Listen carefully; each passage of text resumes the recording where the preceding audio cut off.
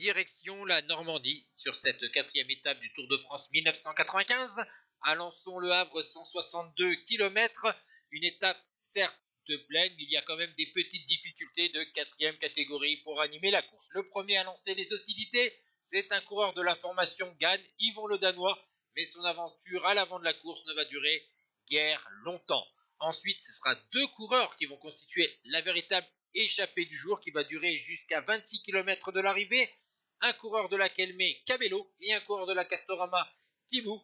Leur avance, là aussi, va pas être très élevée, puisque la Honda contrôle, puis les équipes des sprinteurs vont venir rouler dans la dernière partie de la course, notamment la Mercatone Uno de Mario Cipollini. L'équipe Lotto avec Morels emmène ce peloton à vive allure dans le Havre, et surtout que Morels, vous voyez ici, sur le rond-point, il va faire un tout droit, et il va emmener dans sa chute Abdou Japarov, Nelissen, et surtout Laurent Jalabert, le porteur du maillot jaune. À l'époque, il n'y avait pas la règle des 3 km, la chute avait lieu à 2 km 500.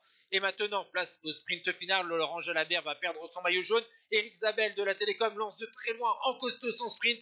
Dans son sillage, il y a Mario Cipollini, et Mario Cipollini trouve une ouverture entre Moncassin et Zabel, et le sprinter italien vainqueur l'avant-veille signe une deuxième victoire sur ce Tour de France. Jalabert franchit la ligne avec 50 secondes de retard. Et voici donc le top 10 de cette quatrième étape au Havre avec la victoire de Cipollini. Et au classement général, Ivan Gotti profite de la situation, prend le maillot jaune devant Björn Ries, Melchior Mauri et Alex Zoulet. Ciao tout le monde.